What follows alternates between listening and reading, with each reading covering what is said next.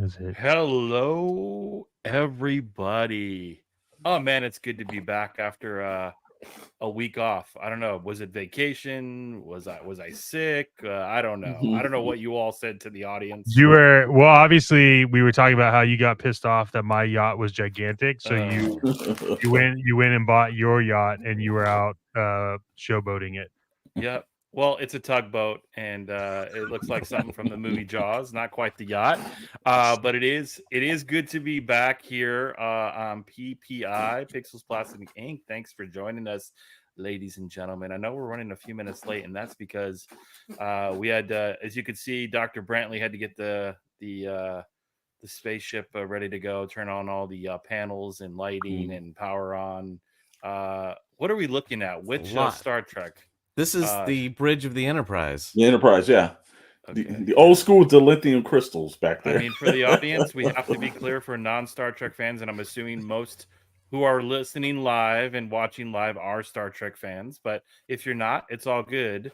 But this is a Star Trek special here on PPI, and we're going to kick it off with building a crew. There's so many different series of Star Trek, and so we're going to talk about if you had to build the top people in each role, each position to your all-time Star Trek crew, who would they be?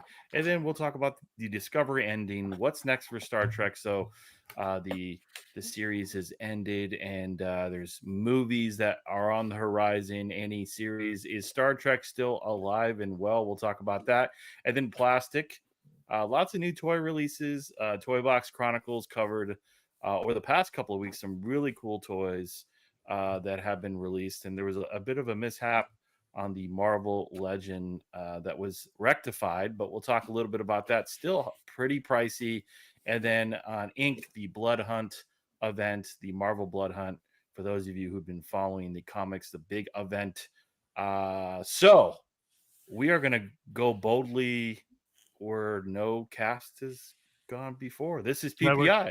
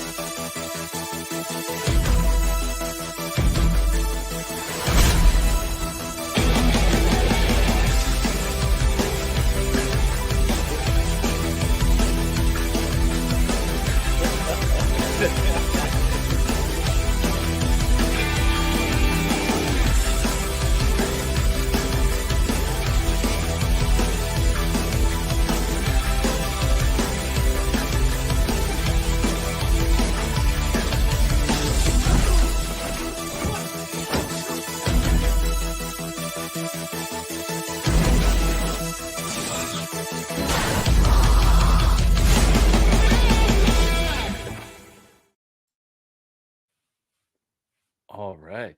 If you could put words to that, what do you think the words would be? We should write lyrics, just like the whole song. Like Welcome to PPI. Oh yeah, that's how the end is, at least. That's it. We don't say any words except for that last. Welcome to PPI. Before we go any further, please subscribe. It's free, as Mr. Chet Maddox says, but it helps the channel grow. We appreciate you all taking the time out and watching us, but please we love to get feedback, so comment.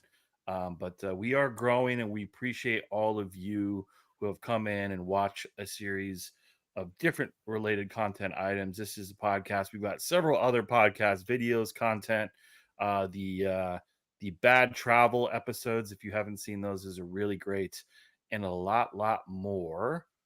How is everyone's Friday evening? Well, it's good so far. I appreciate us getting together on my birthday to have a podcast. So I'm excited for that. Everyone is welcome on YouTube. Yeah. Yeah, come on. Yeah, dude. It's your birthday? Yeah, dude. Chet Maddox's birthday? Chet Maddox was born on May 31st. Holy jeez. Oh, crap. And we just had my birthday on the podcast, so now it's time for Chet. Hopefully it works out for Mr. Storm and Chris this year. Oh, yeah. I doubt that this year. Hopefully not. It's a birthday extravaganza, and what better way to celebrate a birthday podcast than to talk about Star Trek? Yeah, exactly. I'm a little offended of the My Pet Monster, how he's positioned. It's kind of like he's right here. His legs are I don't know what's going on there. It's a little awkward. He fell over. Smile. I can't. I don't know. He's just sitting back, He's got his leg just leaning over. Yeah. Taking it easy. There you go.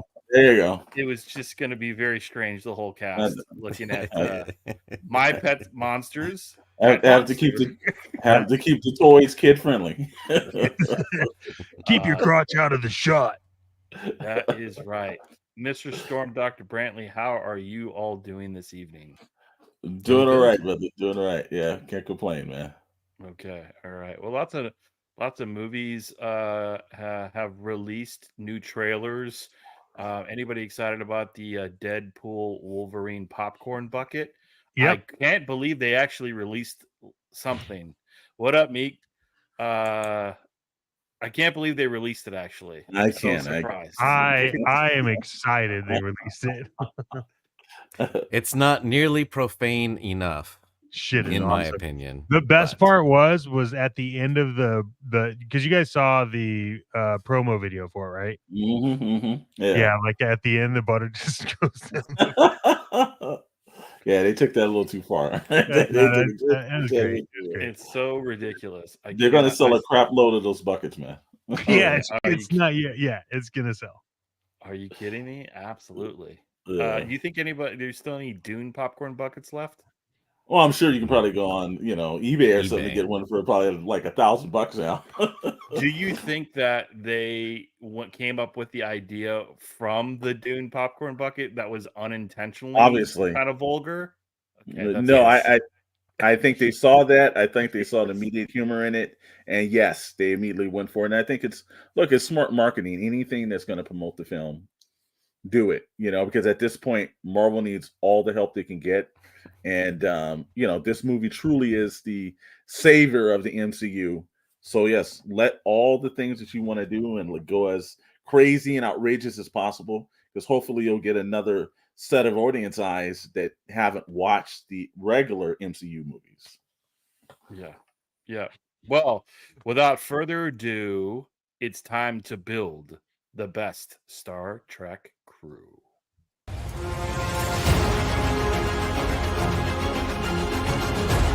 You have chosen the Kobayashi Maru. Please select your desired crew.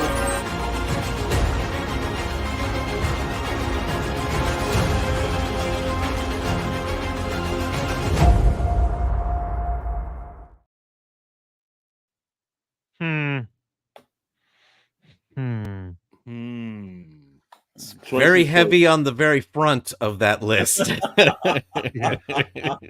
that's all I'm gonna say. I think before we flash the screen, we pulled the Star Trek characters and roles list off of Reddit, and it didn't have some of the seasons and series, and I think intentionally, because I don't think anybody in this cast would have chosen any of the characters beyond what's on this. So we'll just clarify. So for those, Michael Burnham is my favorite captain.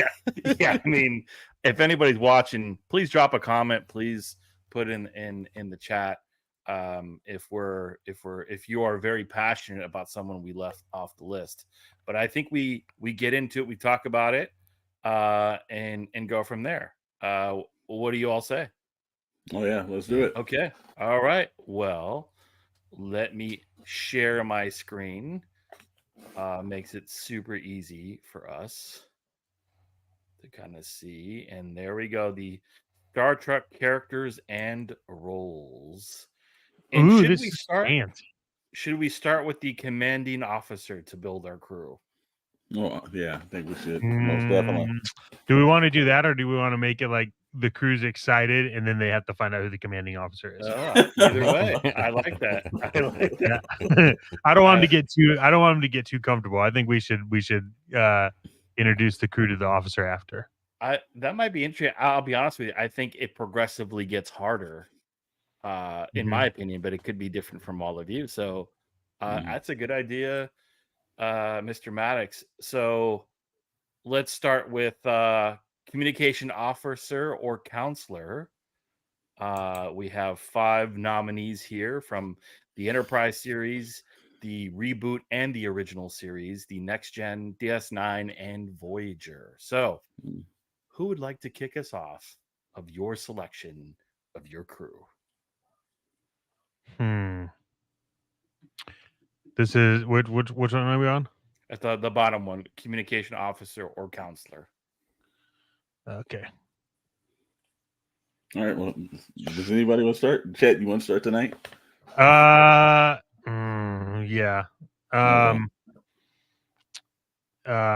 What's her name? I can't see. It's small. Second from the right. Is that Troy? Deanna Troy? Yeah, Deanna Troy. Yeah, Dan, okay. Yeah, she's epic. Okay. For me, to be honest, it's either her or the second one from the left. But Deanna Troy, I watched her when I was growing up. So. Yeah. Oh, see, it's either Uhura or Troy. But I am leaning Troy because she's got the extra powers. Yeah. Well, me being the sentimentalist and shit, I will always pick Uhura over anyone else. The greatest communication officer that's ever been on the show, both shows, the movies, whatever. It's like, so Uhura's on my list. I would have. I have the same sentiments, Mr. Storm. Mm-hmm. Okay. So how does it work? Is it just like a best of, like 3 of the 4, unless there's a tie, or the most votes advanced? Is that how we want to play it? I just think, like I said again, like we were talking about, if that's Mr. Maddox's choice, he's building his crew. Like I said, the USSS Maddox. Sounds actually pretty good. Yeah, the USS Dr. Brentley. The USS Chris, USS Storm. So, we have to. Well, we're building one for Pixel Plastic Inc. though. We got to build. Okay, one. so all right, so we built. Yeah, see, that's going to keep the argument going. So, all right. Is anybody like so anti Uhura to join the crew? Is the thought process because she was the first? I think she's the best. Yeah, I think that throughout the history, especially with like Strange New Worlds, this character's been released multiple times, and most actresses have done her extremely justice, like Michelle Nichols has. So I'm always like, look, when you've got to put the trendsetter in the seat before we even knew anything. So that to me, Troy goes, he's being very deceitful, or pain. I feel great pain. Yeah, she's like, yeah, that's a good point. Yeah, she's a little more helpful, is all I'm saying, than just hailing frequencies open, sir. Which I love Uhura, but they did not give her a lot to do. Well, not in that original series as much, but if you look at her on Strange New Worlds, it's a vital member of the crew. Yes, even as an ensign and everything, she's 100% has way more things to do. Yeah, let's go based on ratings. Whichever show had better ratings is the one that we pick. Well, I don't think you can do that because the '60s show got canceled in 3 seasons. So, well, sounds like it's our pick, Brentley. I'm not opposed to the change. Okay. All right. Well, like I said, Chris decided to beam out of this conversation. Yeah, he's. Yeah. Okay. Well, hold on. Chris, we gotta keep talking, but Chris, your mic is muted. Well, because we were talking about the communications officer. You talk shit about communications, and I they cut you off. And I tell you, actually, too. Sorry, Uhura. I'm back. I went to a different portal. Oh no! He disengaged again. Well, let's also give clarity to the audience. It's not just Chris that's coming into the problem. There is a problem with the streaming service of StreamYard that we use, and we've been having a little bit of problem for the last week. We were issued a warning before we got on tonight that they're having actual connectivity problems with several of the services. So if you're experiencing that, if you're watching on the Shadow News Network and it's going great, thank you. If you're watching on the Chet Maddox channel, it's great, but I don't think anybody's watching on X tonight because they said they couldn't connect to X. Let's do a mic check with him. Mic is not working. Yeah, see, just general point again. Just like I said, I don't know. Like to see them taking a vengeance on It's strange. Okay. There you So go. you hear yeah, Meek sustained heavy night for streaming. okay. Yeah, but I normally it hasn't ever disappeared. been that way. I Yeah. disappeared and I was on the USS Enterprise. It was the strangest thing. And now I'm I don't know what it was weird. I do have some important information to share with all of you, and I'll wait till the end of the stream. So stay tuned. I was gone for a minute. Aliens are attacking, more to come. So that's all I can share. Okay. But that can wait until after this podcast is done. Oh, yeah. Then you can run screaming for your lives. Yes. Yeah. It's okay. We're fine. Stick around till the end. They are not James Cameron or Ridley Scott type of aliens. They're more friendly. So more to come. Stay tuned. Okay, so where did we land the plane while it was warped away? We still haven't. I think we move on because we still haven't made a determination between Uhura and Troy.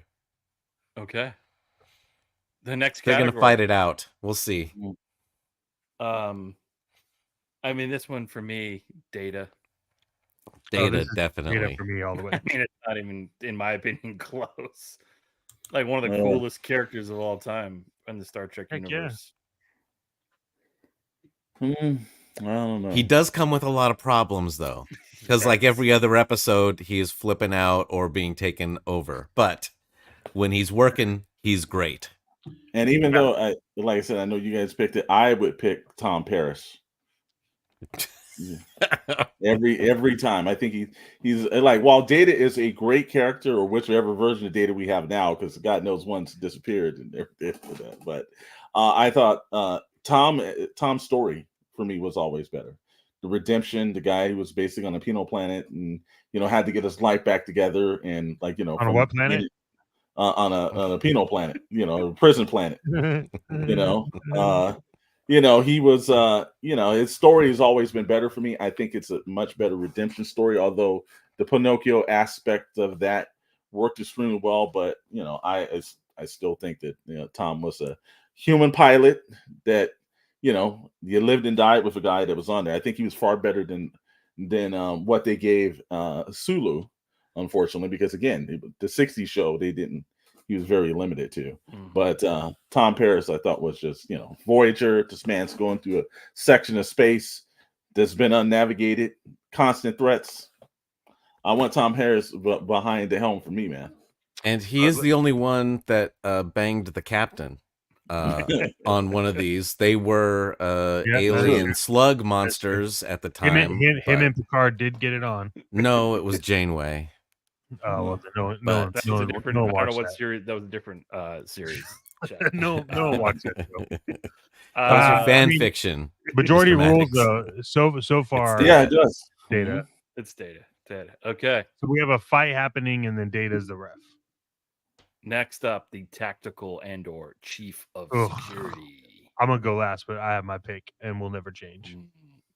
We're gonna go to Dr. Brantley first with the being a Star Trek. Would you call yourself a mega fan, or would you call yourself a fan? What would you say? Probably mega fan. I mean, I did bring with me, because it's the 40th anniversary, my Star Trek 3, glasses, but I'd say mega fan, probably. It's important for those watching, because they may go like, "Oh, these guys don't really," but no, we've got some true. I mean, we're all fans, but like, it's important to make sure there is someone on the cast that's deeply embedded in the culture of Star Trek. I have seen every episode of every one of these series. So I'm sorry to hear that. Some of this. Okay, then. So, what's your choice? Worf. It was close because the last two as well, Odo Yeah. and Tuvok, are very good. They have different skill sets, but I do like the warrior mentality and my security station. He's always going to be prepared. Mm-hmm. Mm-hmm. Yeah, I'll go into it's a good day to die, and I gotta go with Worf, man. Always. That's the kind of attitude of the person you want with the phasers. I'll say the same. Although, like, if we're comparing, like, how the characters were the movies compared to the TV, I thought the movie Chekhov was. I liked him, but I wouldn't choose him over Worf. But I thought he was a cool character. I think that kid played it really well in the Again, new film franchise. like Dr. Brentley said, it is tough because Odo was excellent as well, and Tuvok was just as great. But something about Worf is, he as when you look at on the crew on the ship, here's a person that at one part in the whole lore is a hated enemy, and now he's a trusted ally. It's a great story as well. So, but yeah, Michael Dorn. I was pissed that we never saw that Captain Worf show, because I would have definitely watched that. Yeah, they definitely missed out on a couple things. Captain Sulu, Captain Worf, and Riker could have even done his own show. True. Very true. Yeah, so this was a toss up between Odo and Worf for me, just because when you watch like Odo walk around the ship and like own everybody and have like 0 Fs to give, it's almost better than Worf, but it's not. And so Worf for me takes it, but very, very thin line. But see, Odo can sneak up on you. That's the one thing he's got. He can be anything in any room. You just don't know he's there, Yeah. But yeah, he's epic. But I feel like Worf would win in a fight. Yes. Yeah. Because he would just kill him. Chief Medical Officer. Wow. Yes, this one's. Well, unfortunately, and I know Dr. Brentley, I had actually this conversation. I do think that it's tough because I think you want to have the hologram, because you damn straight and understand that the doctor is not going to make any mistakes. It's the hologram, the emergency, the EMT. But also like Dr. Phlox from the Enterprise, the Enterprise show. But yeah, it's the hologram. It's the doctor. Yes, the EMH, Emergency Medical Hologram. He knows everything. He's programmed with every bit of medical knowledge. So no matter how good the human doctors are, he's always going to be better, I feel, unless there's a power outage. Other than that, you're going to be in great hands. So what you're saying is, like, when they're fighting and the ship is without power and they need doctors, he's pointless. That's correct. He will not show up. Which is a scenario that happens. Well, you remember the first episode, the actual real doctor was killed, so it doesn't really matter. For somehow medical bay, there's doctors flying all over the place. There's some being transferred, coming in, coming out. At least the doctors are consistent. So when you said that, chat, I was picturing McCoy being like, "Damn it, that's what I'm saying. A real doctor, not some holograph." Go ahead, chat. No, you could go. I'm going with McCoy, man. Of course, yeah. Come on, movie McCoy. It doesn't matter. I mean, I think both did it really well. They're both I mean, movie the McCoys. Yeah, like I think it's like a combat medic in a sense, but with the brain power of a surgeon. And I think like when shit goes awry, you want him, but also you're in a foxhole, you want him. I think McCoy, if I'm the captain of my fleet, that's who I want side by side with me. So I'm going with McCoy. You just better hope it's on the night he hasn't had too much rum in the Hey, you air. know what? He's seen some shit. When he's seen some shit, you gotta. Yeah, I've seen some shit. Let me take a drink. Yeah, that's the Mine was McCoy. course, The reboot one. Yeah. The good thing about the Doctor and McCoy, they exist on the same ship. Because if McCoy goes down, the Doctor's there. So there's no Are we debate. cheating? We can. Hey, you know, he is the backup. Okay. So it looks like we're split. Yeah. So let's do this. Let's pause on that because maybe when we get to commanding officer, we can see who would gel with our selection of commanding officer better. Right? Okay. Because I think the personalities will matter in this case. Obviously. You got first officer as well. Will McCoy vibe with whoever we choose for the top 2 positions on the ship? So, Got but it. right now we are split. Chief engineer. Yeah, I'm sure this is going to be a splitter too and shit like that. For me, and this was a hard one because again, if you've ever watched the show 100 times or more than that, there's really one choice, but they've done a good job over the years of developing other choices. And for me, it's the man at helm reading Rainbow. It's got to be Geordi. Yeah, I got to go with Scotty on this one. Just Of course. he's the original miracle worker. He can get anything done. He saved the Enterprise a million times. Geordi has too, but he does it with a little more flair. And Look, also, while drunk, him and the Doctor are going to get along just fine. Yeah.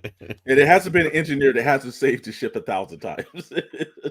It's probably the hardest job next to being a commanding officer is being the engineer. Chet. I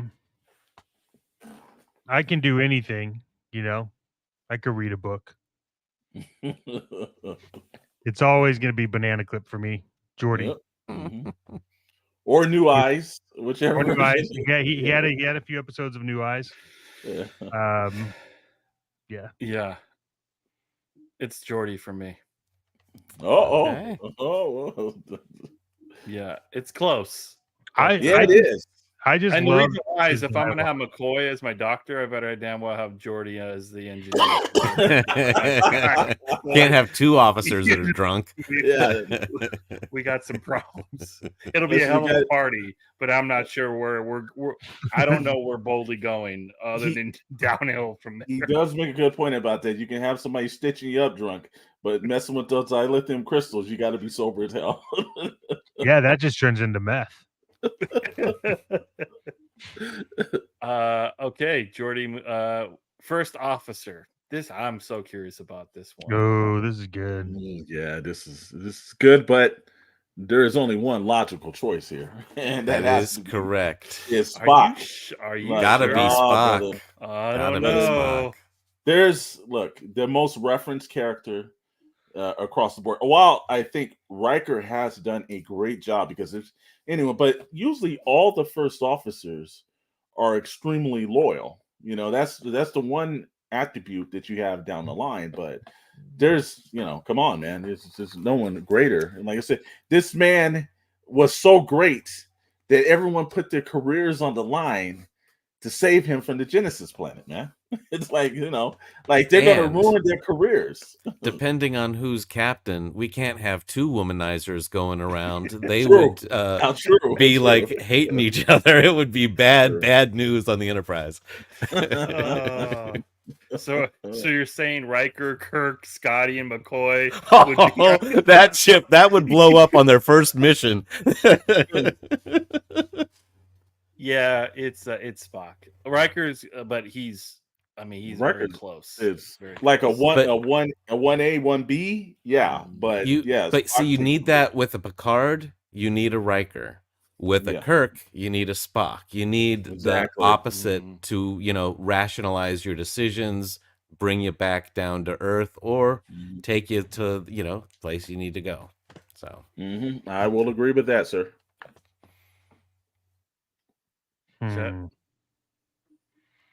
Yeah, it's Spock for me. It's the only anonymous choice so far. The commanding officer. Okay, well, look, everyone knows there's really kind of like one choice, but as we were going, it said, I'm thinking my crew, not the PBI crew and everything. For me, it's Benjamin Sisko. Like, there's this guy bridged gaps and borders and everything for its time. He's just like Captain Janeway, just on the show. It's transcendental. I know that 95% of the time people are going to pick probably either between Picard or Kirk.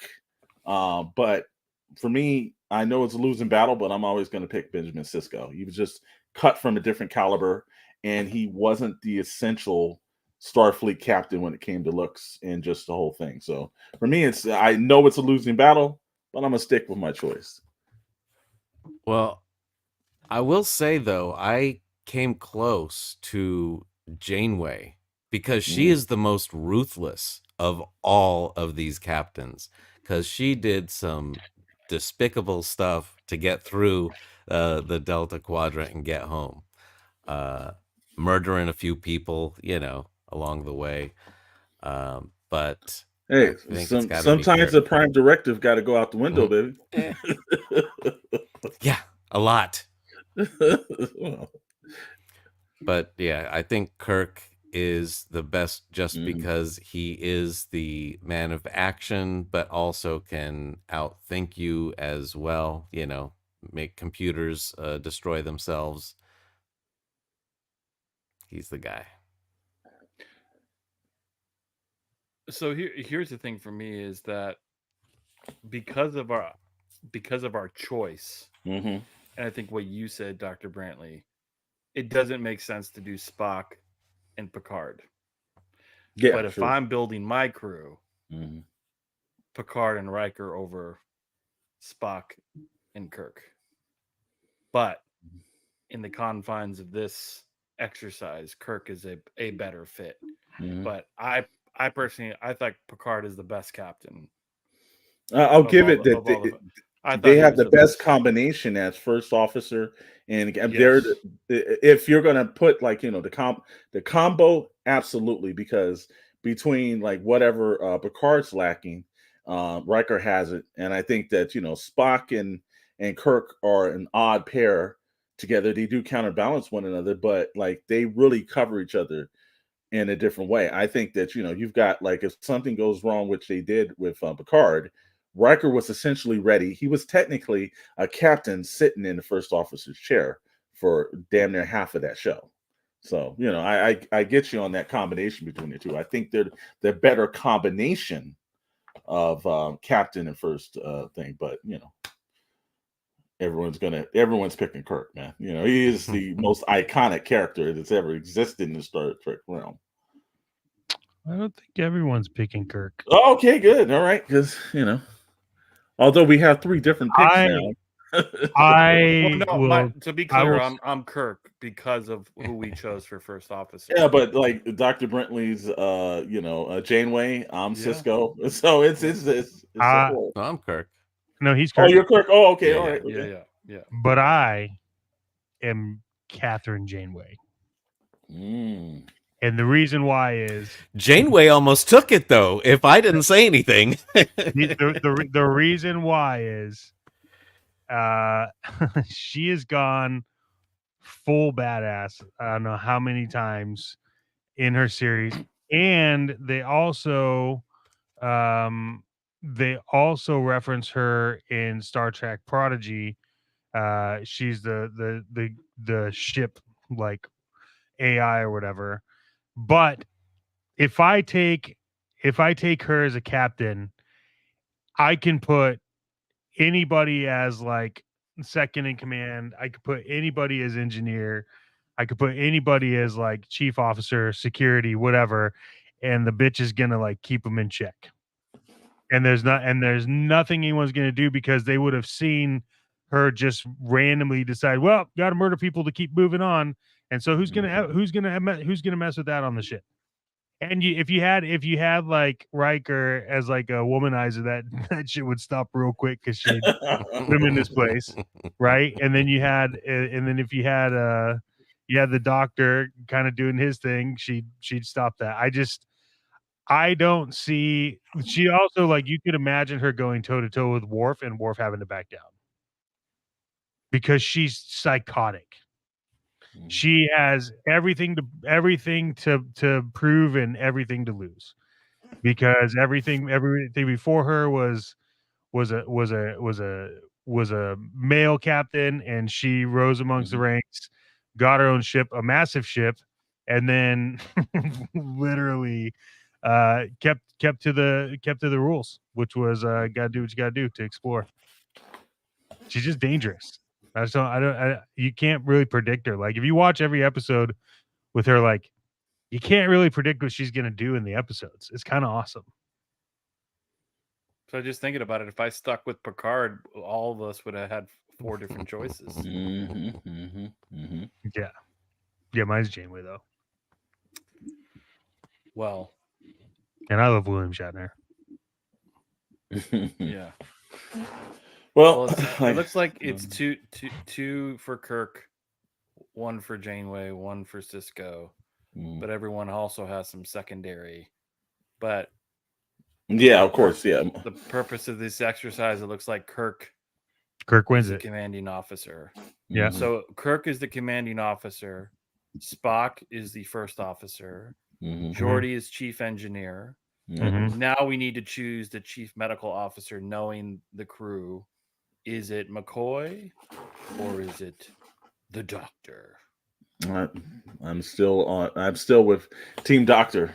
I think he was able to manage personalities, but yet get cut to the core of what needed to be done. I think McCoy was more a coddler of personalities when it came to that. So I think that the Doctor's most efficient person that I want, the most qualified individual in any kind of medical procedure. I want the EMT. Yeah, because McCoy didn't even know Klingon anatomy at the end of his career. Okay, how long were they dealing with Klingons? True. So true. that's all I'm saying. Okay. Well, it sounds like then we have the Doctor. We've got War. Wait, who do we have? Worf, Data, and then Uhura. Right? Was the Uhura last? or Well, we Troy, weren't sure. yeah. It was between that and Troy. Oh, okay. So what are we thinking here? Now we know the lineup. Yeah, with look, I think Kirk and Uhura have a great relationship. I think you have to have a great relationship. He doesn't need Deanna Troy probing his mind. So I'm gonna say, Well, that's Uhura. true. A lot of times it would be like, Yeah, sir, Uhura. I'm sensing some inappropriate thoughts about the leader of that other planet from you. Yeah, I guess it's Uhura. Okay. That's fine. I'll go with that. Well, interesting enough, nobody from the Enterprise has made it to our crew.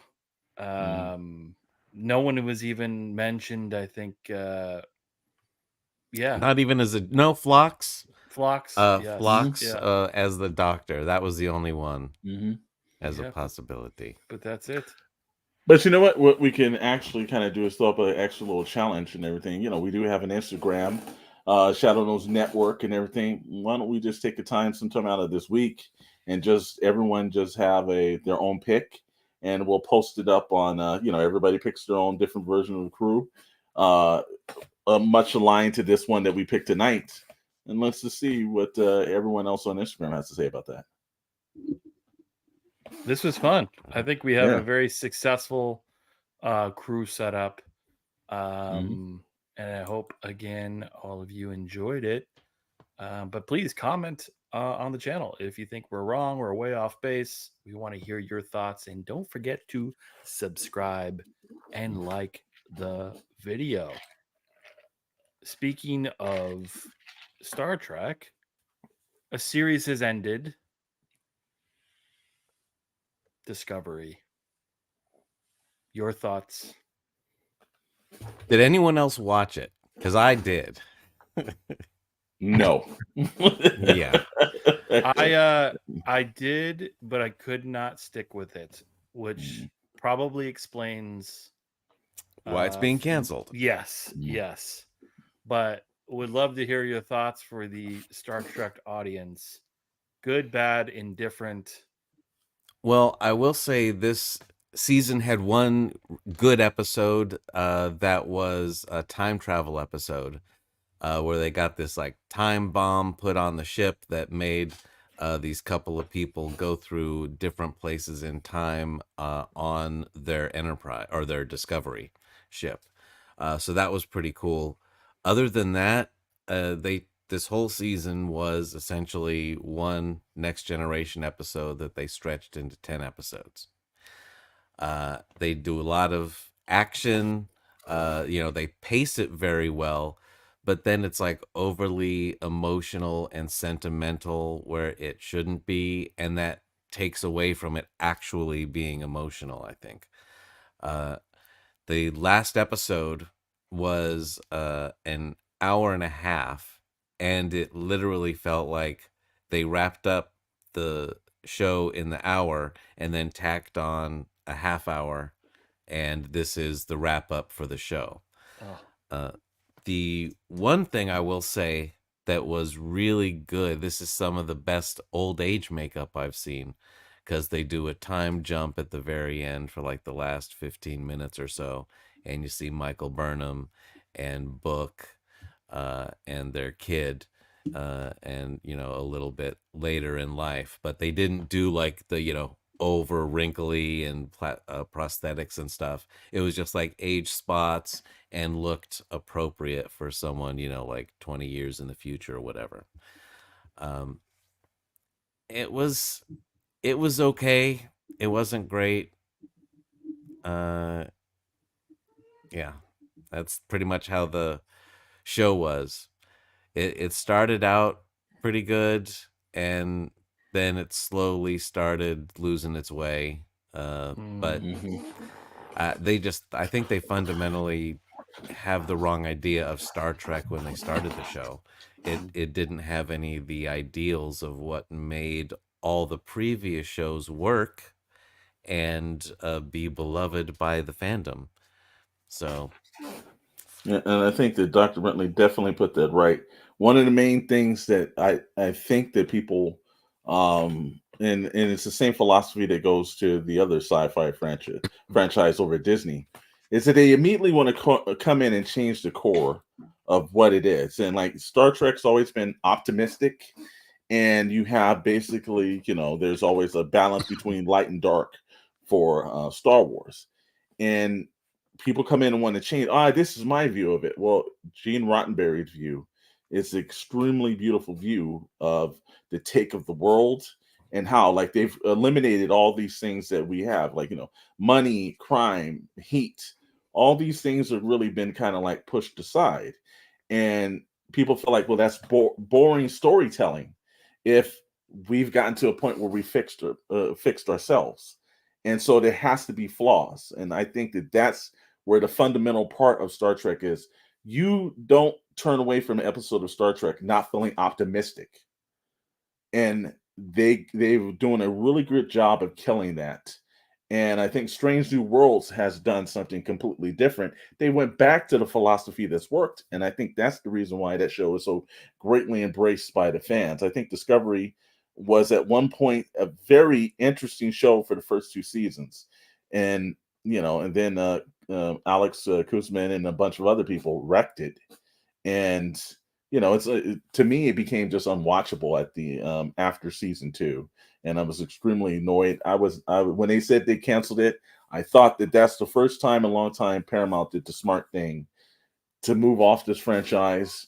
Let's move in thing. Now Lower Decks, on the other hand, I was shocked that they canceled that. Do you think that, because I think the next thing that's upcoming, because it's Paramount, it's a Paramount money maker. It sounds like the next thing is the film, right? Like I haven't read if there's another TV series in production. No, they've got the Giorgio Michelle Yeoh series, Section 31. And I think that's just going to be like either a movie or like 3 episodes. It's a smaller thing than what they were originally going to do. but I think that's coming up either later this year or next year. And then they're doing what Starfleet Academy with Holly Hunter now that's been booked on. But again, I think they're falling into the same point.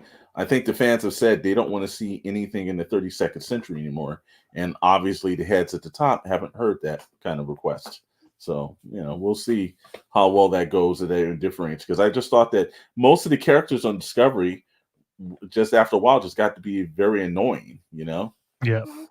And they're taking the most annoying character and spinning her off into the Exactly. Star Trek or Starfleet Academy show, which doesn't make any sense. But I guess somebody likes her. Well, anything else around Star Trek?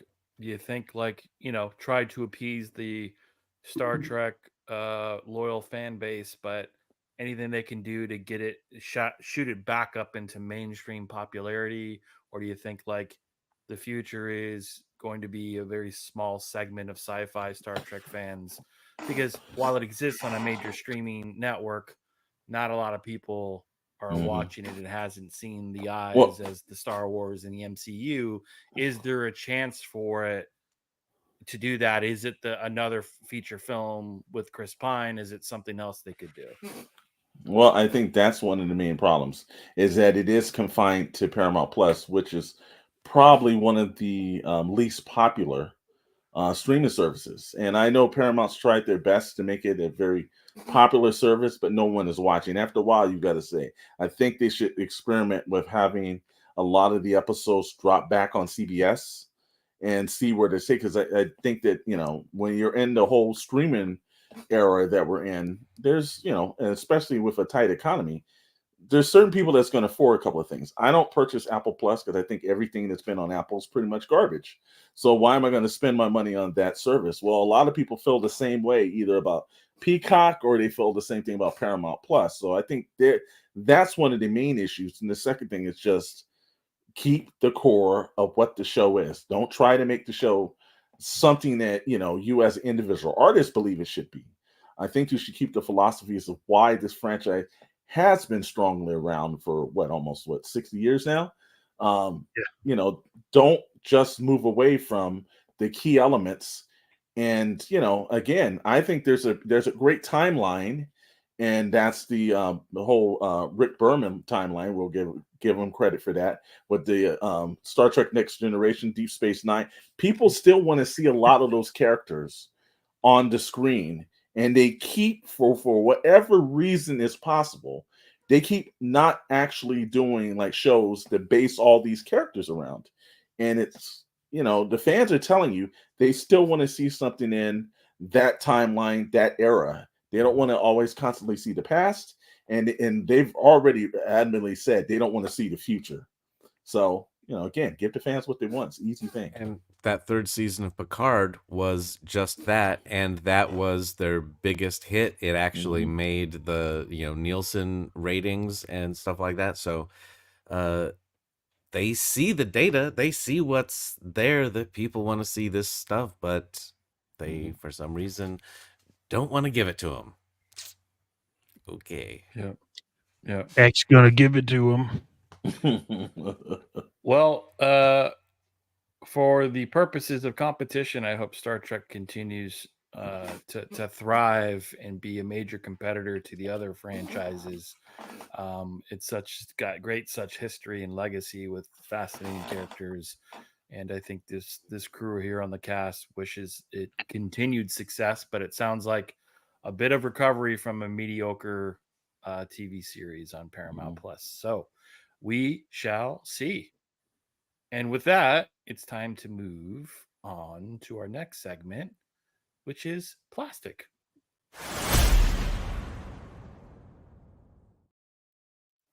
So again, we talked about lots of toys and lots of things hitting the shelves for all you toy fans, and lots of big sets that have come out in the Marvel Legends universe, 2-packs, 3-packs, and one that hit Amazon as of recently was the 3-pack with Doctor Doom, Taskmaster, and who was the third one that was featured in that set?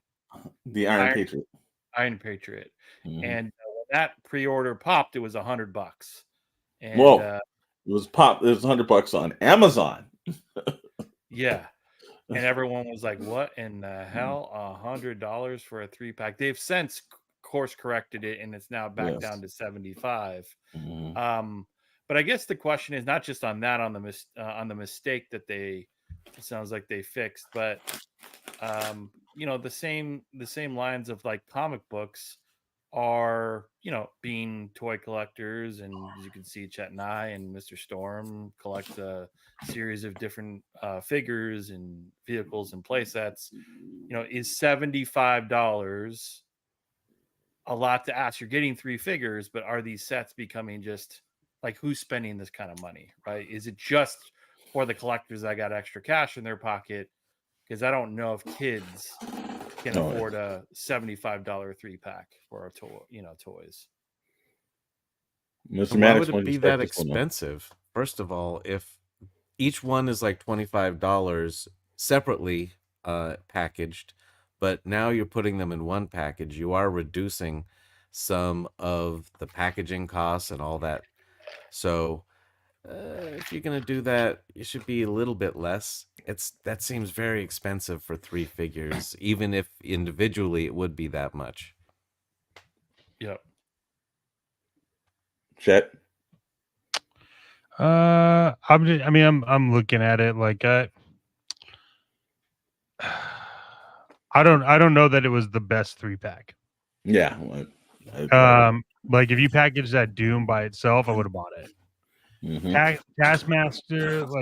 Taskmaster is kind of up in the air for me because they've had different portrayals of Taskmaster. Mhm. Iron Patriot, never really cared about, Mhm. and I think it's just I don't know, I'm not interested in buying the 3-pack. If Doom was by himself, I would have pre-ordered it. Well, here's the thing. I know there's slight alterations on Taskmaster and Doom because they've done those Marvel Legends before. I don't believe they've done Iron Patriot or Wave. Maybe they have, but But um, the sculpt on Iron Patriot looks horrible. I don't know if you guys have seen it. The sculpt on his head is Yeah. Well, the head sculpt's not that great. yeah, the interesting thing is, like, I've pre-ordered quite a bit of the new stuff that has come out, like different packs. This is one that I've passed on. Maybe mhm. because I have, two different Dooms, single Dooms, but it just didn't seem super appealing to me. I don't Mhm. get the Iron Patriot included in there. Well, it's supposed to be. I'm sure this is a common accurate story because it said the Doom Cabal. So if I'm not mistaken, I believe this is something where they had the what did they call the 4 heroes that were together? They had a name for them. I can't remember off the top of my head. I know it's in Marvel Comics. But they had the same thing for the Doom Cabal. These were supposed to be the evil versions to that. But no, I think, like I said again, they're redoing Doom. There's a slight alteration to them. They've done several versions of Taskmaster. Iron Patriot technically is just the Iron Man. You stick another head on him and just paint him a different color. Yeah, but look at the Um, colors on it though. Like yeah, I've never liked Yeah, that that character. The doesn't look Taskmaster good. looks very accurate to the comic version. like And I like the newer version of Doom, although I think I prefer him always in the chainmail, but this looks cool, but not at $75, man. And you're right, Chris, when you're talking about entry points, like, you've got to start thinking about this. And also Dr. Brentley, when he was talking about it's in one package. So the smart thing would be for them to knock this down to right around 60 some odd dollars and everything. Yeah, you might be losing a little bit, but you're probably gaining from a team that I don't see a lot of people actually running out and purchasing. Because again, it's like how many people say, "Oh my God, I need the Iron Patriot in Well, there." go to Hasbro Pulse right now and see the pre-orders if they're sold out or not. That will tell you the demand, Yeah, because sure. the stuff that good game by the way. the This is a stuff good that game. people the stuff that people want, it's already gone, right? Because it's been out like close to a week now. So Sure. if it's still available, that should tell you I think you just go to shop and then you could select just brands and Marvel. And I'm sure I'm pretty sure it's still available. See, so you've got look at that. So the Danny Ketch is sold out, right? Of That tells course. you Hmm. $50 people want that. You get the bike. Look at all the Iron Man stuff still available for Hmm. purchase or pre-order. The Pym Wasp still available, right? Not sold out. That should totally tell you can still pre-order it. So there's the demand there, right? When you say Hmm. even the Hulkbuster, I think people $60, that's a lot. Even for a cool Hulkbuster, still available. You got the Wolvie sold out. No one's super excited about Iron Fist Luke. I pre-ordered that damn thing though because that's a Damn cool right I looking did. set. But Mhm. you know, Yeah. but where is the? Can you even pre-order it? Was that an Amazon exclusive? No, it The wasn't Purple Amazon Hulk? exclusive. It was So actually on where the is it? site. Yeah. I don't know. It might be on one of the extra pages, but I've But noticed that. I would rather buy this 3-pack. Oh, I got that thing because you get the two heads, man. I could do both. And that's what I paid for. Is like I love that I could do both either of the Nick Furies. Mhm, They mhm. should have done a Doombot set for like $50. Like one Doom and then two as Doombots would have been badass. But Sure, yeah, that yeah, I show don't pack know. is. Yeah, Give me something super exclusive that you can't really find that's not available, right? Like Mhm. Well, again, I think like when you're putting three villains together, but yet you're putting the you know, again, Taskmaster, even as in the comic, he's probably a little bit more legit. But it's like, look, if you're putting, I can understand if maybe you did Doom, the Mandarin, and then some other heavy hitter. Like I could understand that, but the Iron Patriot and Taskmaster, like I just don't think they're popular enough to go right next to Doom. But you're right, if they did Doom and two like Doom bots and they were selling it for 75, I'm sure it would be sold out right now. Yep.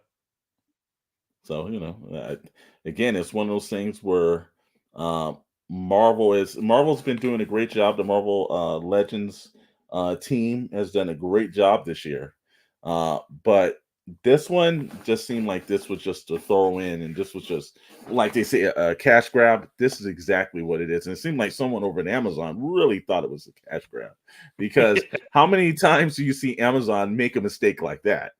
And the fans were up in a roar because people was like, I could go to Hasbro Pulse and get this thing for this amount, and I'm on there and it's like damn near like a whole percentage higher on Amazon. So it only took them 24 hours to correct that mistake, but that was a pretty bad mistake on Amazon's end.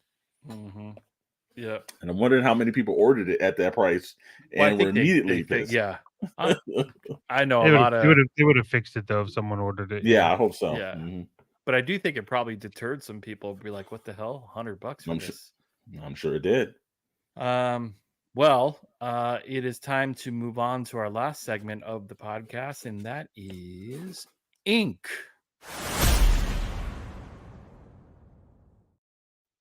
And as mentioned in previous episodes, the Marvel Blood Hunt series, the event that has already hit the shelves the past couple of weeks. It's one of the biggest things in Marvel's comic book currently today. We're still waiting on more books to come to follow along the story. But thus far, with just a couple episodes, not episodes, but comics that have hit, your initial thoughts. We'll do eventually an exclusive around Blood Hunt in our reviews. But thus far, what are your thoughts on Blood Hunt other than being pretty expensive to purchase? It is expensive. I'm not that impressed, I will say. It is a lot of running around and fight scenes that aren't really impacting on the story wise.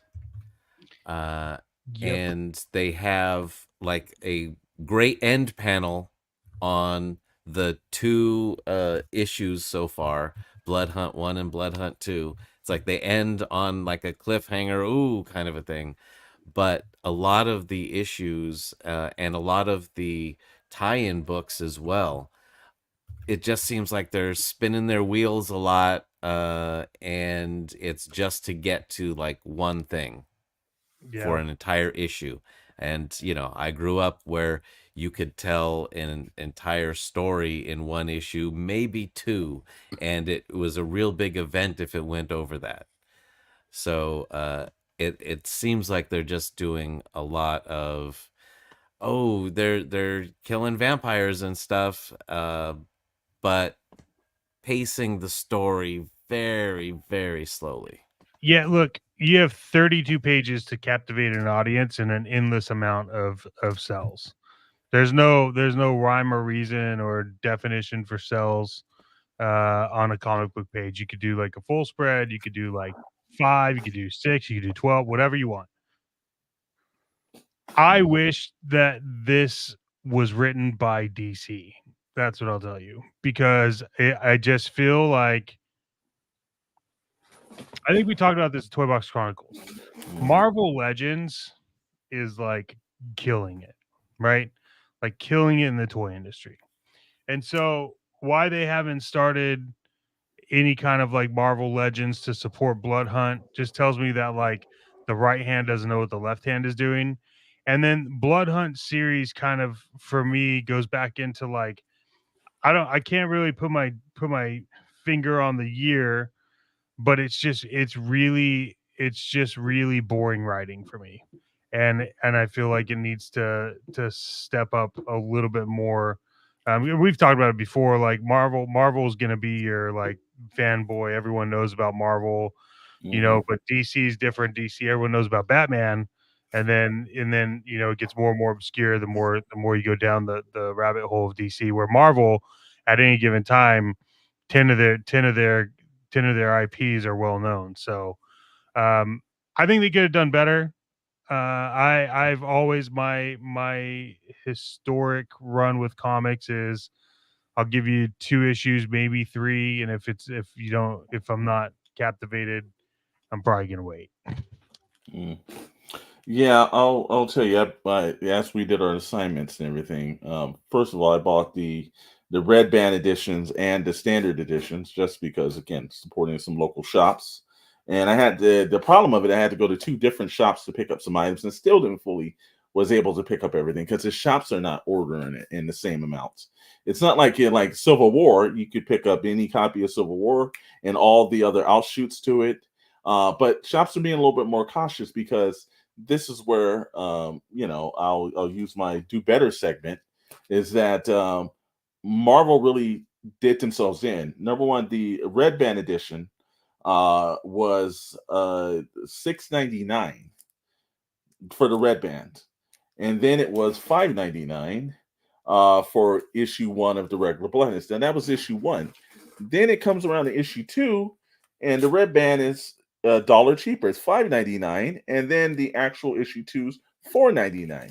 Now I've had both of these books side by side, and the amount of changes to the, first of all, there's, like you say, red band. So my thought process when I saw red band was that it was going to be of a mature, and they put it all over it. Like, we can't sell this book to people that aren't of this age group. It's a rated M. There was no cursing in these books. So I'm like, well, okay, wait a minute. So this seems more like this is PG-13. And he added some blood and some effects, but nothing major. There's a couple of scenes that like maybe bump it up a little bit more, but they didn't get into like, there's not like additional 6 extra pages for $6.99. You're like, okay, well, I can kind of give it to it. It looks like, to be quite honest with you, the same amount of pages, just certain pages are drawn. So the artist basically drew something in, they photoshopped something over another scene and everything. So, maybe you're paying the artist, but are you really paying him extra if you're putting out 2 books? It's not like he drew, again, there's not 10 extra pages being drawn. then I could give them credit for the price increase. So I thought both issues were going to be the same amount of money. Just one was going to be mature and the other one. That was my mistake because I thought that they were trying to cash grab something. My mistake, Marvel. I know, Then no, you cash grab. in issue number 2, there's a couple of drawn pages more than that, but this is cheaper than that. So, and then I was talking to one of the owners of one of the shops, and he said that Marvel, a big conference of the comic book community from shops and owners, they do that once a year. And I think this Comics Pro or something where they have a meeting between retailers and actually the studios. And they said that the Red Band editions, number one, will not be reprinted into trade paperbacks. So this is going to be, if you don't pick up the Red Band editions, you're not going to see the Red Band digitally. You're not going to see them. You're not going to see them in trade paperbacks. It's meant for something. But one of the shop owners told me that they've already planned for a Werewolf by Night Red Band edition that's got nothing to do with the Blood Hunt series. So it's going to be down later on after the series concludes. They've already started looking at the next cash grab. All this is just like an alternate edition cover and some pages changed. And most of the alternate edition covers all have the same cover price. This is deplorable what Marvel's doing, and they're hurting the retailers by doing this. This is completely buffoonish, and it's one of those things where Marvel definitely needs to start thinking about who they're hurting and who they're crushing in this, because again, these shops are on fumes. And this summer event, they had the opportunity. First of all, this should not be a Marvel book over $2.99. If Todd McFarlane's Spawn can go $2.99, then Marvel Comics can run $2.99s. It would have been smart to have some introductory prices to get people back in. Second thing is that you're allowed to get a redeemable copy of a digital copy. Smart. Let's get people into the digital points. There's no comicology, so you might as well. But no, what did they do?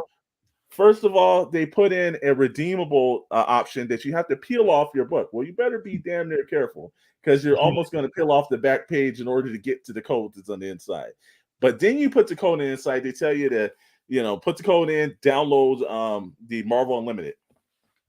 So I've got my books up there, digital assets. Cool, I'm going to see it digitally. I'm not a digital reading individual, but I was like, I'm going to do it. But then guess what? I go to, and the first thing it tells me is that I can put in a trial for 1 year at a certain amount of money or per month. And so you can't go beyond that. So you've got to sign up for one of the two, put your credit card number in, something, do that. I was declined to do that crap, because when you tell me it's free, but personally, it's not free, because damn it, I paid for the book. So it's nothing free. It's like whenever you get buy one, get another one free. If you're buying one, you're not getting it for free.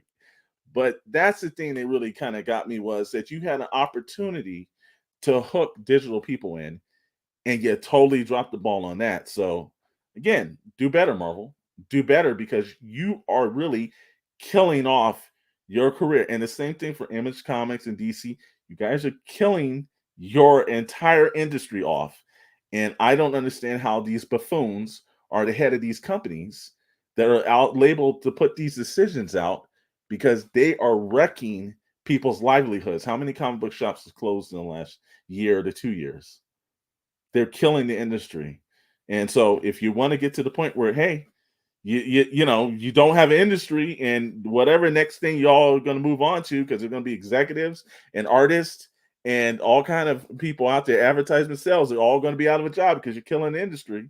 But the good thing is manga will still be around.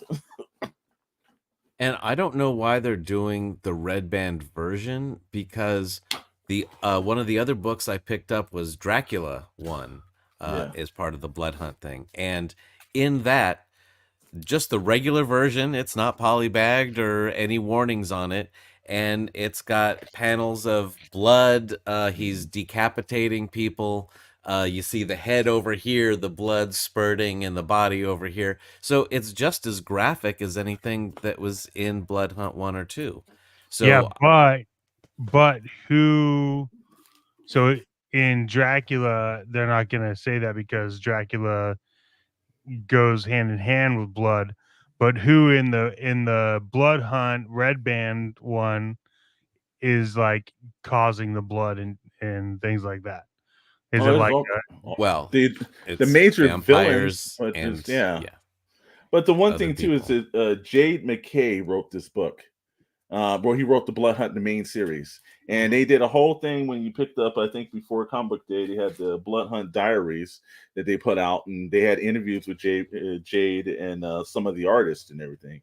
And again, I don't want to seem like an ass, but okay, I'm going to do that tonight. This guy can't fucking write, and this book is terrible, and it's like it's average. It's average. It's not something that needed the like Civil War. Say what you want to say about Mark Miller. The man knows how to get you in. He Mark brings big Miller's great. events. He's done great jobs. Well, it's You indie just can't sometimes. end the Yeah, but he gets you excited for the books. He gets you in. This is like, look, I was excited to read this series. Oh, great series, vampires. Okay, let's see how they do it. Within the first issue, I'm reading this like, wow, this is one of the most underwhelming first launches to a series that if you have one book to grab someone, it's like the first 15 minutes of a movie. You don't grab them in 15 minutes, you're never getting them. Yeah. If you don't do it in the first 15 pages of issue 1, then the heck with that. And these comic book shop owners had this disgruntled look on their face, and I feel bad because like they're like now they're having like, man, this is like a hobby. This is not a business anymore. This is a hobby. And the people that are supposed to be helping us and saying how vital comic book stores are not helping us.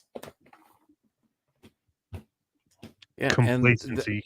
and there's some stuff in the side tie-in books that would have been helpful in the Blood Hunt book, because the first one I read was Blood Hunt #1.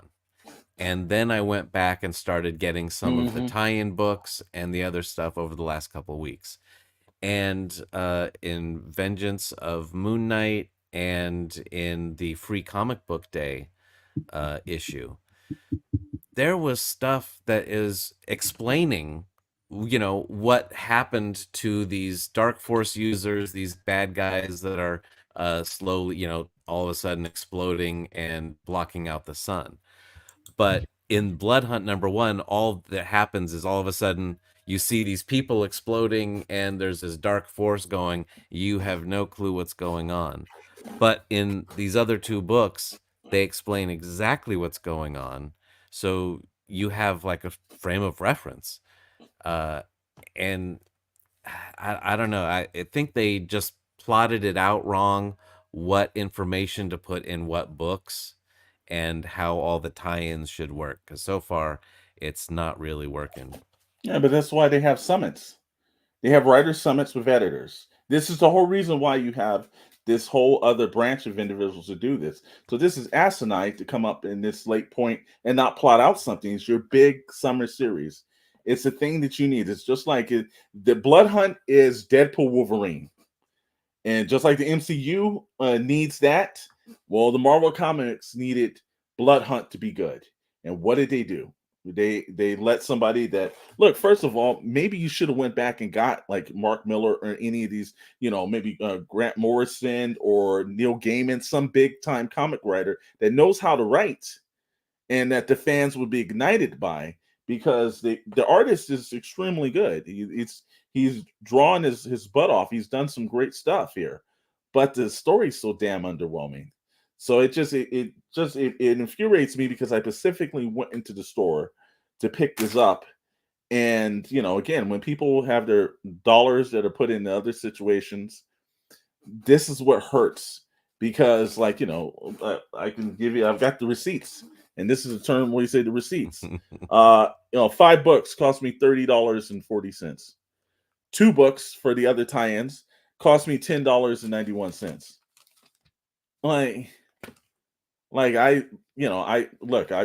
I pay a small amount of money for Netflix per month and shit, and I'm entertained by that way more than this. They've got to do a lot better than what they're doing, because they're hurting the industry here. Well, the original title of the series was Money Hunt, and then they decided that Blood Hunt was better. But it looks like they're achieving the initial focus.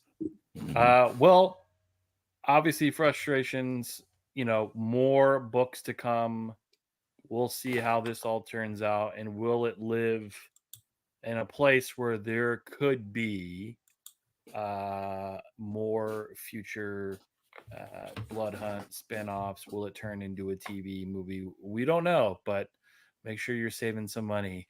And if you're looking to follow along, it may be time to dip into the 401k if you're trying to read the entire thing. So, with that being said, that is the end of our PPI cast. We selected our crew, the best crew of Star Trek, and we wrapped it up with Marvel Blood Hunt. Any last words, gentlemen? Well, as always, we like to thank our sponsors of the show. Give big thanks to Entertainment Earth. And if you look into the description of the cast, you can see that there's an actual pixel plastic and ink code that's there. That if you go over whatever you order on, there's 10% off. Or if you do over $79, there is free delivery. And to be honest with you, if you're spending close to about $80 on action figures, you'll definitely want to have the free delivery, because that always helps when you're actually balancing it out, especially with taxes and everything. And then, we love the big box stores. We love the big box websites, but we also love the little guys. Toys versus Games in Wilmington, California. You find yourself in Wilmington, California. Tony and his wife run one of the best small mom and pops toy stores around. If there's something that you're looking for, a la the Zabu Build-A-Figure, talk to Tony. And like I said, because a lot of people are having hard times picking it up at Target and Walmart. So check the smaller guys to see if it's there. And they always treat you like you're an individual and not like, you're just a regular customer that walked in off the street. So tell them when you go in there, the guys from Pixel Plastic Ink can send you. It's Shadow's preferred toy store, Toys versus Games in Wilmington, California. We thank both our sponsors for picking up the tab tonight. Awesome. And I will say on the Entertainment Earth piece, just again, like, there's a variety of different sites you can pre-order the things that can't be found in mom and pops. And I will just say, I pre-ordered one particular figure, and if I pre-ordered at Walmart or pre-ordered at Target, I mean, Dr. Brantley's got the Target Horror Stories. It comes in shit condition sometimes, and no one tells you. It just shows up. I had one pre-order. Entertainment Earth notified me. They said they were not happy with the condition of the figure, and so they said they're not shipping it, and it's been placed back into the pre-order queue. So when one arrives in good condition, they'll ship it. So before it even got to my house and I unbox it and I see a corner or the plastic bubbles fit, like, they are very adamant about that. Their figure guarantee. So again, I think it's a thing. So use the promo code if you're looking to pre-order. There's a variety of different sites, but why not use the link if you're going to do it anyway? It helps us, and we always put the money or the toys back into the variety of content on the Shadow Knows Network. Yep, and 1 3-pack ought to be about enough to clear your free shipping. So, So buy that 3-pack and get your free shipping. Yes. We do also we've had requests on people sponsoring or wanting to know how to sponsor. Hit us up on Instagram on the Shadow Knows Instagram account. Somebody from our team will get back to you on that. Also, new show announcement. Working out the dates and times, but there will be a new podcast coming with myself, and if you've been here multiple times, you've seen Meeks pop in. But Joystick Junkies is going to be starting, so it's a podcast about video games, which is really good right now because a lot of the video game sites suck. So we're going to do better. Awesome. Lots of other content on the channel. So again, Shadow Knows Network, please subscribe, like the video, and check out all the different videos, different types of things. Toy Box Chronicles, the Tech Master updates on wrestling. Shadow's got a bunch of stuff. His Shadow Toy Hunts. talking about stories from wrestling of the past, and then there's a variety of other really great content on there. So check it out. But we thank you all for tuning in. We will see you next week, same time, 7 p.m. Pacific time, every Friday. Have a great rest of your evening. Yes. Adios.